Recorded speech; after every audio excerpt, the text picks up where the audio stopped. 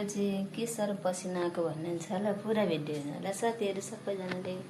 आज चाहिँ म घरमा यहाँ पछाडि हाम्रो चाहिँ बाख्राको खोर बनाइदिनु पर्यो भनेर यो दाउराहरू पन्साउन थालेँ साथीहरू। यस्तो घारी छ कि यहाँनिर चाहिँ, अनि त्यो सब पन्साउै बुहारी भन्नुभयो मम्मीले चाहिँ। अनि म चाहिँ डराउँदै पन्साउन थालेँ, सबै सकेँ मैले चाहिँ। अनि एकछिनबाट चाहिँ म मिलमा जान्छु साथीहरू धान पेलाउनलाई। अनि म चाहिँ यस्तो गर्मी थियो, त्यो धुलोले भन्नुहुन्छ साथीहरू कस्तो साह्रो पऱ्यो क्या। अनि धान उचालेर हाल्नुपर्छ। यो भिडियो चाहिँ मेरो दिदी बहिनीले पनि हेरिदिनु होला, कसरी धान कुटाएर खान्छस् हौ भन्छन्। अनि एकचोटि हेर्नु भिडियो।